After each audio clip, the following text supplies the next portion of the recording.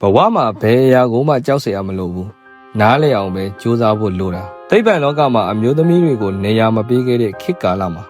နိုဘယ်ဆုကို1903ခုနှစ်မှာတစ်ကြိမ်1917ခုနှစ်မှာတစ်ကြိမ်နှစ်ကြိမ်တိုင်ဆွတ်ခူးပြီးကဘာကြီးကိုပြောင်းလဲပစ်ခဲ့တဲ့အမျိုးသမီးတစ်ယောက်ရှိပါတယ်သူမကတော့ရေဒီယိုတတိကြွမှုကိုရှာဖွေတွေ့ရှိခဲ့တဲ့မာရီကျူရီပါပဲ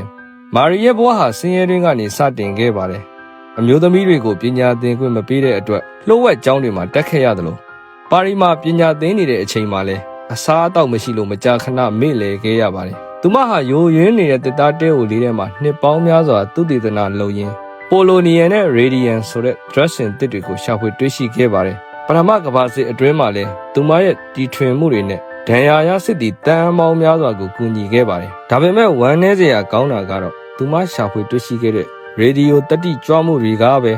သူမရဲ့ကျမ်းမာရေးကိုပြန်လည်ထိခိုက်စေခဲ့တာပါသူမဟာသိပ္ပံပညာအတွက်နဲ့ပဲ1934ခုနှစ်မှာ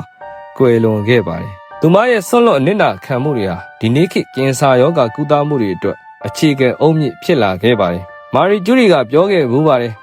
ဘဝမှာဘယ်အရာကိုမှကြောက်စရာမလိုဘူးနားလည်အောင်ပဲကြိုးစားရပါတဲ့အခက်အခဲတွေကိုမမှုပဲလူသားတွေအတွက်အသက်ပေးဆက်သွားခဲ့တဲ့သူမရဲ့ဘဝဟာအမျိုးသမီးတွေတင်မကပဲလူသားအားလုံးအတွက်လေးစားစရာအကောင်းဆုံးစံပြတစ်ခုဖြစ်နေစေပါမယ် Nothing in life is to be feared, it is only to be understood. Now is the time to understand more so that we may fear less.